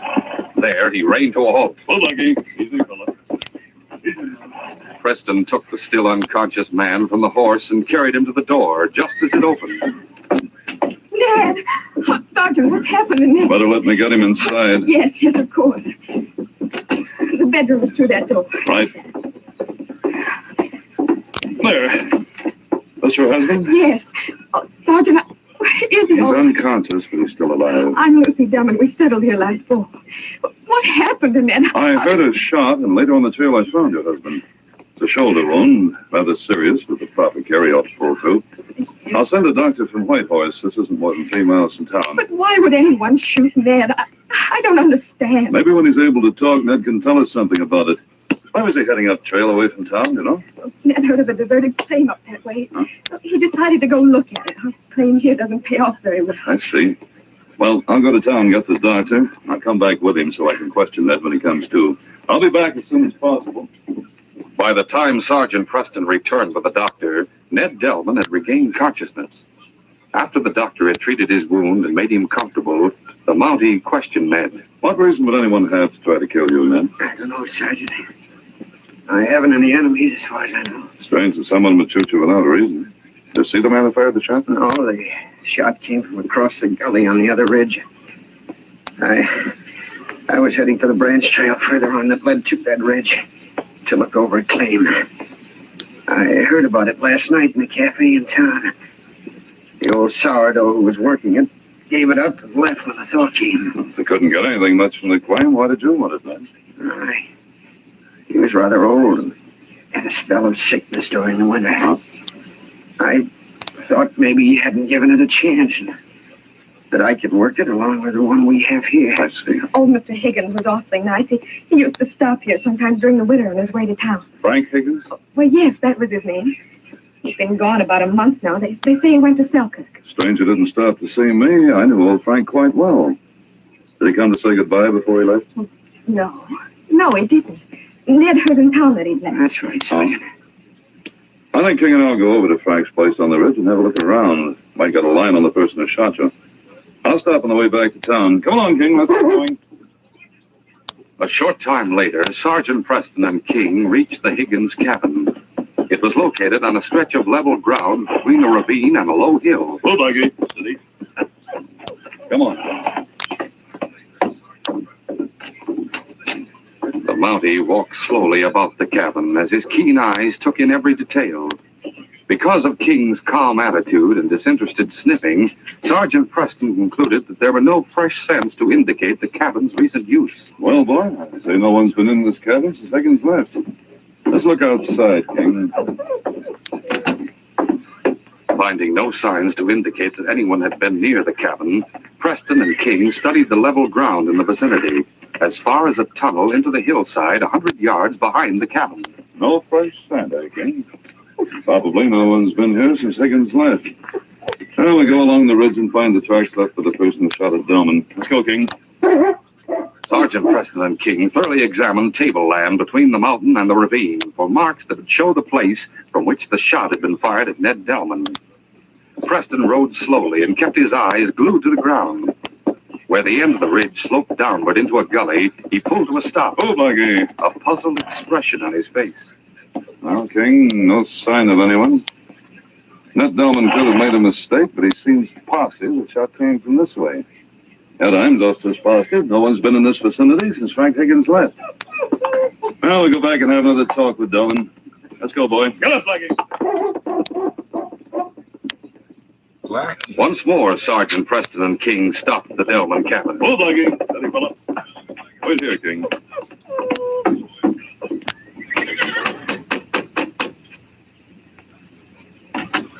Oh, Sergeant. Oh, come in. Thanks. Find out anything, Sergeant? No, I didn't. There's nothing to show that anyone's been on that ridge since the thaw, Delman. What? But I swear the shot came from over there. I'd have no reason to try to fool you. I hope not. But the fact remains we found no sign of anyone having been there. That's strange. I agree with you, Mrs. Delman. It is strange. Tell me, Ned, who was it told you Frank Higgins had left a month ago and deserted his claim? Well, no one in particular. I heard the men in the cafe talking about it last night. It seems some prospector passing through Whitehorse about a month ago met Frank on the trail headed for Selkirk. I see. But you didn't hear about it until last night. That's right. I just happened to mention at the cafe that I'd like to find another claim that had been already working that was nearby. Then I heard about old Higgins deserting his. I see. Well, I'll go into town and make inquiries there. Sergeant Preston rode to Whitehorse. His first move was to have a talk with the constable. He sat in the constable's office with King beside him. After relating what had happened, Preston remarked, "It's a mystery to me, Sam, how and why Ned Delman was shot. Also, why there's a certain vagueness about Frank Higgins' sudden departure." I didn't even know he'd left until you brought it up a few moments ago, Sergeant. Old Frank didn't come into town very often. I'd like to meet at least one person Higgins spoke to about his decision to leave his friend. Say, I bet we could get some information at the trading post. Mike ought to know. All right, let's go. I'm ready. Come on, King. A short time later, the two Mounties entered the trading post with King at their heels.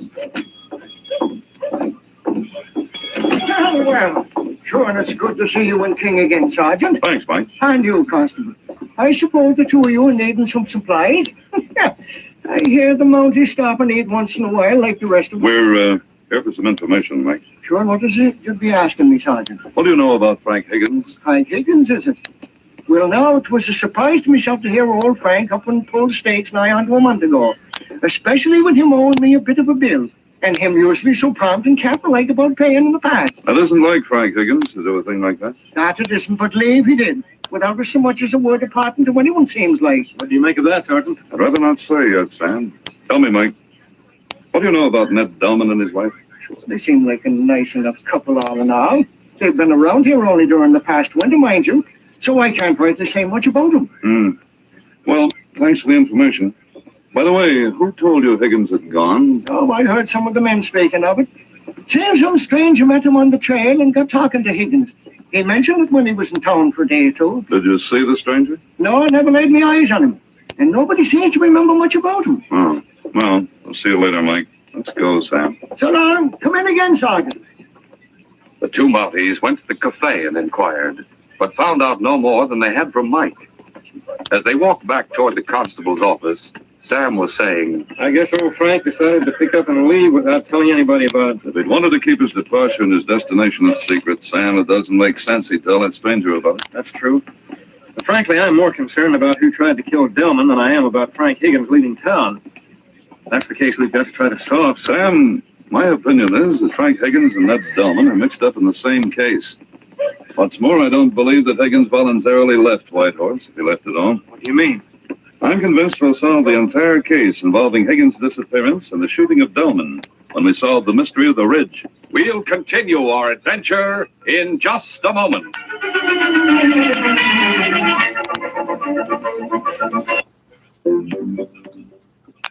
Thursday on Global. I want to see everything. Washington, D.C., Las Vegas, and what's the name of that place that's...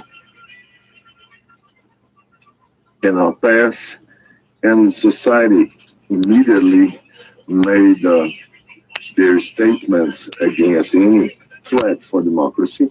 Does that say to you that Brazilian democracy is actually in a pretty robust place? Because if people suspect that there is a motive along the lines you describe, and critics have said that the president was trying to exert undue control over the military, if people think that's happening, there is a robust response and democracy is the better for it. Is that the way to look at this? Well, we came back to normal democracy by the end of the 80s. And democracy is not something that you conquer and then that's it. We watch it, the guys from Trump invading the Capitol in the United States. That's something against democracy. So it doesn't matter if you have a strong or long-term democracy. You have to keep it with it. If you're right about his motives, why do you think he's doing it now? Is this because he feels under pressure over his handling of the coronavirus? Is this due to the return to the political scene of former President Lula? What lies behind the timing of this, do you think? I think that the dealing with the pandemic is the main reason. He made so many stupid behaviors during this pandemic, and we're having a very hard time here. And he's the one to be blamed. He's the one that took. As you fellas and girls know, too, your appetite strikes it rich when you pour out a heaping bowl full of those tenderly crisp, melt-in-your-mouth kernels and top them with milk or cream and fruit. What's more, Quaker Puffed Wheat and Quaker Puffed Rice give you fellas and girls added food values of restored natural grain amounts of vitamin B1, niacin, and iron. So every morning, enjoy this delicious, nourishing treat. Quaker Puffed Rice or Quaker Puffed Wheat?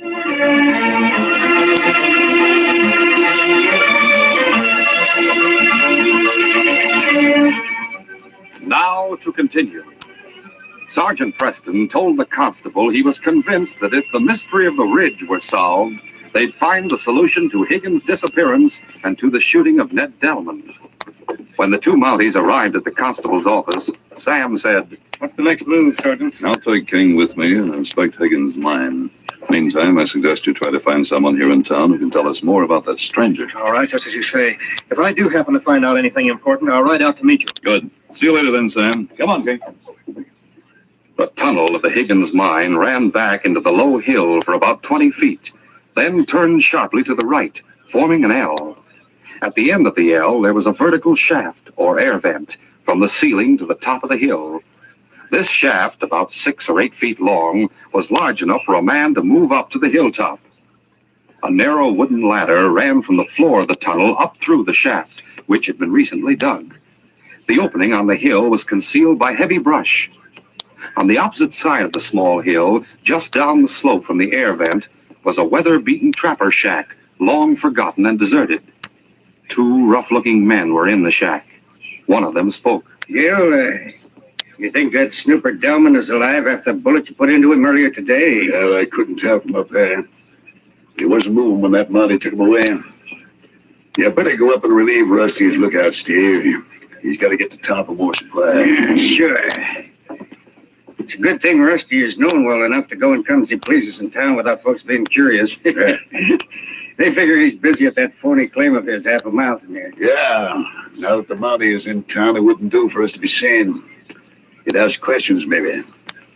A month ago, when I went to the cafe and said I was passing through and told that story about meeting the old man heading north, I didn't hang around long enough for anyone to get used to me. Good thing that Mountie didn't come in the mine shaft. When he came back, you could have put a bullet in him, too. I know. Well, he got wise right away when he saw the new digging in the cross tunnel where the old man first made the strike. We'll be ready for him this time if he comes back. If he does come back and goes into that tunnel, the lookout can tip us off. And the other 2 can go around and cover the tunnel entrance. With 2 out there with guns and 1 at the top of the vent. You'll be trapped. We'll bury him right in there beside the old man. Yeah. Well, I'll go up and relieve Rusty now. Right. It won't take him long to get to town and back. The 3 men used a back trail that led from the shack so that they never had to go around the ridge near Higgins' cabin or the tunnel entrance. Rusty left and rode to the trading post in town. He entered the store while Preston and the constable were still at the cafe asking questions. This was before the Mountie and dog had set out for the ridge. Hi, Rusty. Look, I didn't expect you back so soon. What do you mean so soon? Well, the other day you bought enough supplies to last a week or more. You must have the appetite of 2 or 3 men. That's my business, as long as I pay cash for what I get. Sure, there's no reason to be so touchy about it. Oh, there goes the constable and Sergeant Preston into the constable's office. Sergeant Preston? Is he the Mountie is he in town? He sure is, big as life itself. They were in here a bit ago asking about that stranger who told about Higgins leaving. And from what I figured, there's something in the wind, says I. Now, what is it you come in for, Rusty? Well, let's see. There's the sergeant. He just come out. He's mounting up. I've heard a lot about that dog of his. I wonder where he's heading now. There he goes, heading out the main trail. Might be going to the Higgins place like as not. He knew Higgins, and putting 2 and 2 together, I figure he's a bit worried about the old man. Now, what was it that you said you wanted? Nothing right now. I'll come back later. What's happened to that one, I'd like to know. He beat it out of here like Lucifer was at his heels, that he did. Look at him go now, racing up the street toward the back trail. Uh-oh, here comes the constable across the street. Like as not, he'll ask me the same questions all over again. Hello, constable. That man who left here sure seemed to be in an awful hurry, Mike. Did you pull a gun on him or something? No, nothing like that, constable. At least I wouldn't be admitting it to you. I didn't get a chance to see who he was. Oh, that was some sort of odd prospector. Rusty something or other. Don't hang around with the others in town much. No? The funny thing, he come in saying that he wanted an order. Then when we saw the sergeant riding away through the front window, and I said something about him maybe going to the Higgins place, Rusty up and left here like a shot. Yeah. Oh, well, now what can I do for you, constable? Nothing right now. Goodbye, Mike. great day. Must be the look on me face that's setting them all a-running. Glory be. Riding at a fast pace, Rusty reached the shack by the back trail and warned Gil and Steve about Preston coming out to the Higgins place. Later, as the three tense men watched from the brush on top of the hill covering the air vent, Sergeant Preston came into sight on the main trail, with King running alongside. Steve instinctively raised his rifle, but Gil pulled his arm down. No, Steve. You best you'll get away. Anyhow, you might hit him but not kill him. We couldn't get close with that big dog around me. That was a lucky shot I took this morning at Delman. It'll take him about 5 minutes to ride up to where the gully closes off. Right. Then he'll come back along the ridge below us. Well, that mud of his might warn him we're up here. Well, he didn't earlier because the wind was blowing from them to us. And it's still blowing that way. He won't catch our scent, but we got to keep quiet. What do we do when he gets up here? When he gets into the tunnel, we'll run over there and jump down alongside the entrance with our guns ready. Steve, you stay here so he can't come up the vent. If he starts to come out toward us, give him a bullet. We'll trap that Marty and his dog, too. All right, come on, Rusty, let's go. Now be quiet when you get down.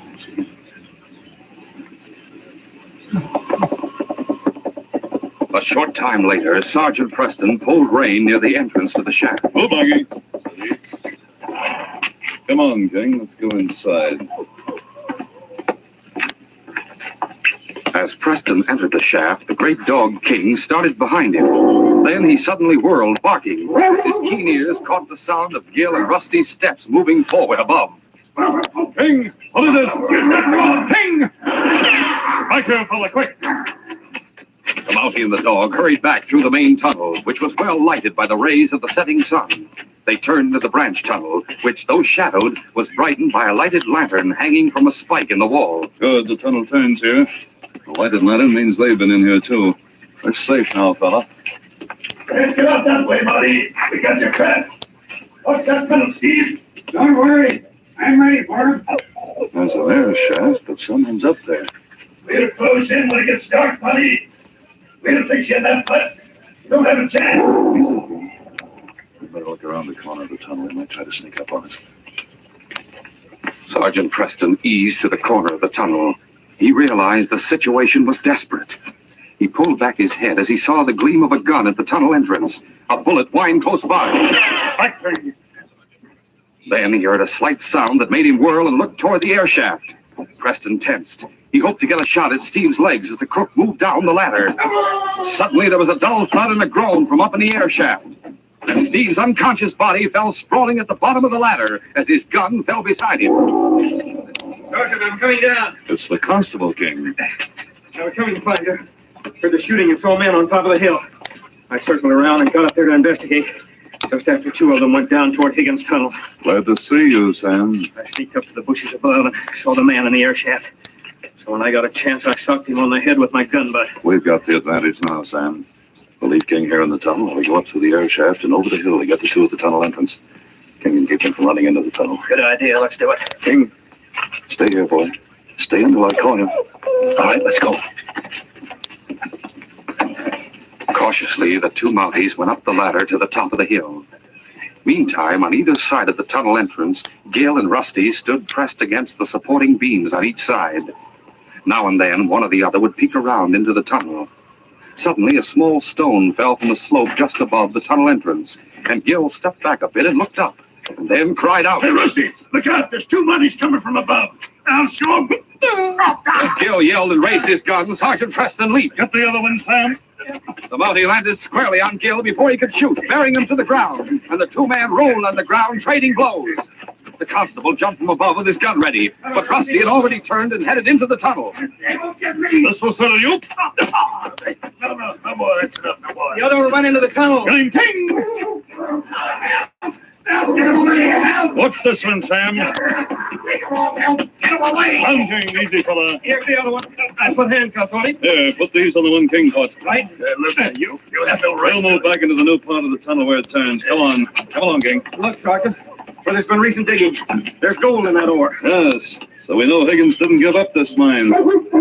Ah, King's found something. Here in this corner near the air shaft, the earth is soft and sunken. That's enough, King. It's enough, boy.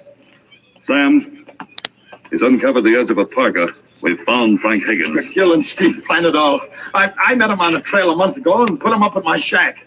One day as we left the shack for town... Shut up, you fool. No. I won't hang for what you and Steve did. As we left the shack, we heard somebody yelling loud. We investigated and found the noise coming up through the air shaft in the bushes on the top of the hill. We went down and right into the tunnel. Old Higgins was in there dancing around because he struck gold. I see. Go on. They said they were going to stay and be partners with him. But the old man got mad and ordered him away. Steve slugged him and Gil put a bullet in him. And they buried him right there. You're all under arrest in the name of the Queen for the murder of Frank Higgins. Oh, no, wait. They did it. Gil tried to kill Dellum, too. Why? Because he was coming to inspect the old man's claim. Oh. The court will decide what happens to you. Well, Sam, the mystery of the ridge has been solved at last. This case is closed.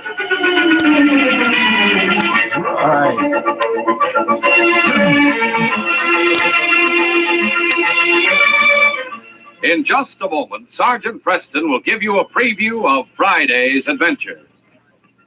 Say, fellas and girls, just think of having your very own models of the Dead Dutchman gold mine on Sergeant Preston's Yukon Trail. Of Sergeant Preston's cabin, his dog sled and team of huskies to hitch up and move around. Of a Yukon riverboat with a paddle that turns. Well, hurry to your grocers. These exciting models and many more, actually 59 Yukon Trail cutout models, are yours on the big red and blue packages of Quaker puffed rice and Quaker puffed wheat. They're yours at no extra cost. Get every single one of the 8 different Yukon Trail packages. These are not ordinary models. They're larger, easier to build. And you get the interiors of the buildings, the inside of the White Horse General Store, of a supply cache of the Dawson City Hotel. You even got scenery, the Klondike Mountain and Forest, the Indian Waterfall. And remember, they're yours right now, without it costing you a single extra penny. You get them right on packages of Quaker puffed wheat and Quaker puffed rice. And only on the original, crisp, fresh, shot from gun cereal that is never sold in bags or bulk. They're at your grocers now. Hurry and get the complete set of 8 Sergeant Preston Yukon Trail packages of Quaker puffed wheat or Quaker puffed rice. Remember, fellas and girls, all may help through the Red Cross. So give a dime, a quarter, or more if possible. Yes, give whatever you can to the 1950 Red Cross Fund. This year, thousands of boys and girls like yourselves will need help. I can't begin to tell you all the Red Cross does, like helping people in fire and flood areas, and in dozens of other fine services. So do your part. It's important. All may help through the Red Cross. Listen Friday when Sergeant Preston and Yukon King meet the challenge of the Yukon in the case of 20 little Indians. When the miners of Gold Flat were persuaded to build a new mission for Father Michel, we thought the men would lose their taste for violence and work. But there were some men in the town who were intent on robbery and ready for murder. The moment came when I saw a killer's gun trained on a little boy, and King ready to give his life to save the child. Be sure to hear this exciting adventure Friday. These radio dramas, a feature of the Challenge of the Yukon Incorporated, are created by George W. Trendle, produced by Trendle Campbell Enterprises, directed by Fred Flowerday, and supervised by Charles D. Livingston. The part of Sergeant Preston. You're listening to Chin Radio AM 1540, the voice of multicultural Toronto, bringing you the latest updates on COVID-19. Stay informed, stay safe, and stay tuned to Chin Radio AM 1540.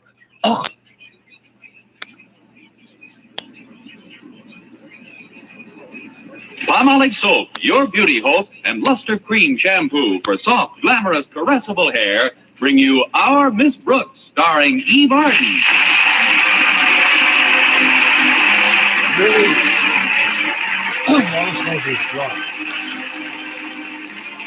Not very many of us like to get up early in the morning, but our Miss Brooks, who teaches English at Madison High School, doesn't seem to mind at all. No, in fact, I get quite a kick out of waking up in the morning because it offers proof positive that I managed to live through the day before.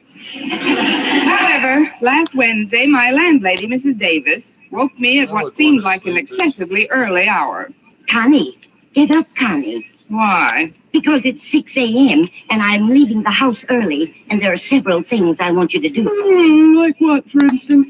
Like feeding our cat Minerva at 5 minutes after 7. Then why don't you feed her now? Why, Connie, you ought to know better than that. Minerva never gets up until 7. I'm sorry, I lost my head. That cat certainly doesn't lead a dog's life. But why are you leaving the house so early, Mrs. Davis? I've got to visit my sister Angela. I received a message from her during the night. Oh? I hope nothing's wrong. No, she's quite well, she said. She just wants to see you. She must have called pretty late. I didn't hear the phone ring at all. Oh, she didn't phone, Connie. Was it a wire? No. Special delivery letter? No. Remember, I hate Walkie-talkie? Pigeon?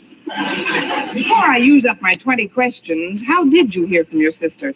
Well, you know how absent-minded Angela is. Yes. And you probably haven't noticed it, but lately I've been growing quite absent-minded, too. I've noticed it. Last night, I finally arrived at a point where Angela and I were tuned to the same wavelength. She reached me by mental telepathy. How did she come over, AM or FM? You can joke if you like, but family I radio know just service. as surely as I'm standing here that Angela wants to see me immediately. So I'll have to leave right after breakfast. All right, Mrs. Davis. It'll do you good to get out of the house for a change anyway. Now, what did you want me to do for you? Do for me? Yes. You said when you woke me that there were several things you wanted me to do? I did. Yes. Find something more worthwhile to listen to. The smartest way to hire. And now you can try Zipper free at ziprecruiter.ca/.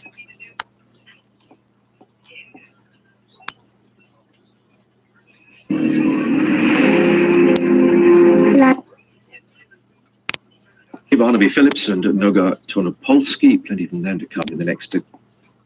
Breakfast, Connie. Fine, Mrs. Davis. Now, if you'll excuse me, I'll get ready to go to school. Mr. Boynton's picking me up. Oh, good. Well, I'll finish these dishes before I go, Connie. Oh, I'll get it. Coming. Well, if it isn't our school custodian, Mr. Jensen. If it isn't your school custodian, Mr. Jensen, then what?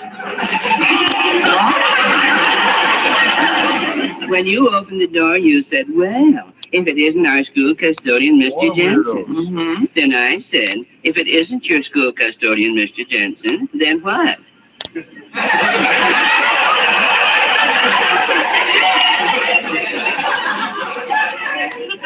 Catching people saying things that don't take any real meaning is a hobby of mine. Oh, that's very cute, Mr. Jensen. Won't you come in? Oh, thank you, Miss Brooks. Oh, that's better. But what's better? Look, Mr. Jensen. Look at what? I don't mean look, I mean listen. I'm in kind of a hurry. What kind?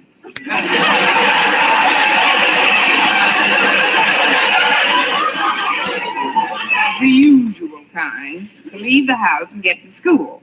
Therefore, your hobby doesn't have the charm for me it might have at some other time. I guess you've got me there. Where? Oh, great.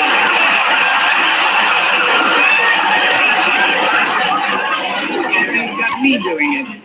Never mind, Mr. Jensen. What can I do for you? Well, you can open up the school this morning if you will, Miss Brooks. I talked to Mr. Conklin on the phone, and he said to give you the key. Oh. Here it is. It's this fat little devil with the blue ribbon on it. Oh, I thought that was your tie. Oh, you mean the key to the school. But why don't you open up as usual? Oh, because I have another stop to make before I go to school that might cause me to be tardy. Another stop? Yes, the maternity hospital. Oh, yeah, that was just reeking of humor.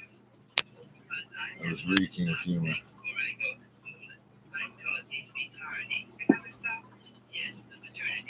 Alright. Well, can't complain too much. I got a few interesting things to do.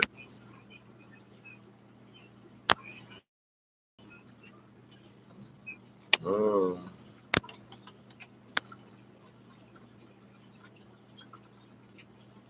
I just think all the episodes of these shows that are like lost forever because there's no recordings, but the broadcast went out into space, and that's technically going on forever. And there was less interference back then, or there should have been.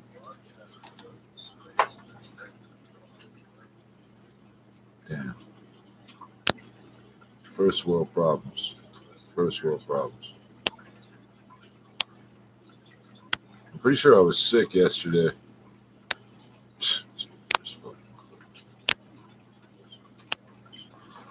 I'll self-isolate for like today, and then it'll be okay. It won't matter. It won't matter. 6,000 a day. That's what they're talking about.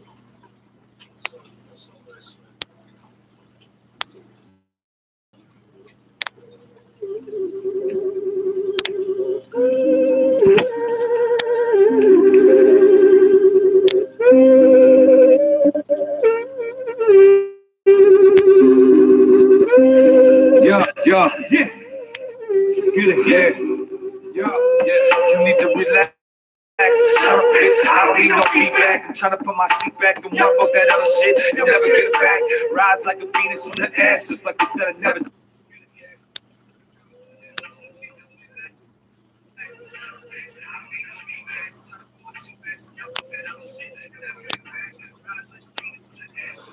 All right, now what?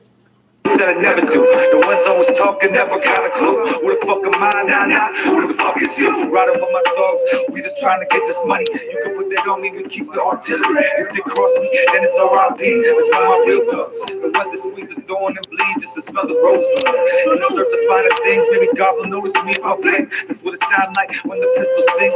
Mama checking the obituary, so she don't see me. She cry when they talk about it. Boy, I see you wake up some mornings and now I'm on a baby. You say the criminal a gangster, it's all it ever be. Like there's nothing positive in me. I am positive you're not getting rid of me, at least not that easily. I just wake up and crush the day. In the rush to get paid, tell the devil look away. I got people on my syrup on the way. I just wake up and crush the day. In the rush to get paid, tell God to look away. Everybody wanna see, yeah. I just wake up and crush the day. I just wake up and crush the day. In the rush to get paid, tell the devil he can wait. I got people on my syrup on the way. I just wake up and crush the day. In the rush to get paid, tell God to look away. This ain't what you wanna see. I just wake up and crush the day. Yeah, they say home is where the heart is. But back home I was living heartless. We all hard-headed, trying to prove whose head's the hardest. If thugging was an art, you could consider me an artiste. Most of my friends grew up not knowing who their father is. Nothing in their fridge, you can see their ribs. Yep, this is how we live.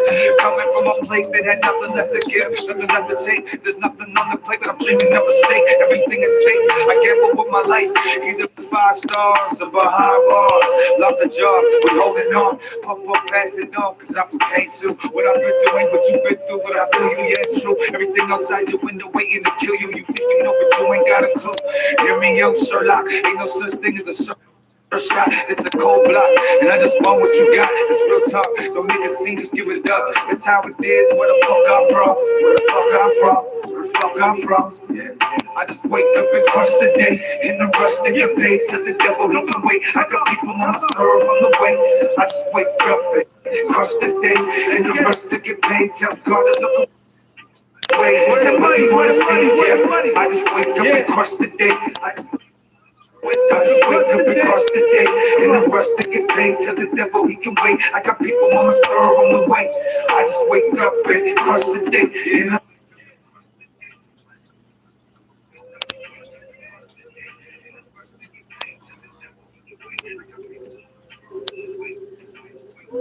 Now I sweep the streets I used to own.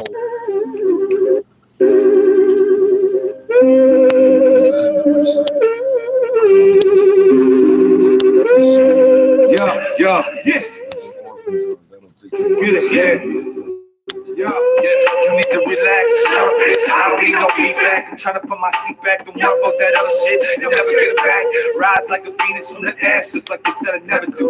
The ones always talking never got a clue. Who the fuck am I? Nah. Who the fuck is you? Riding with my thugs.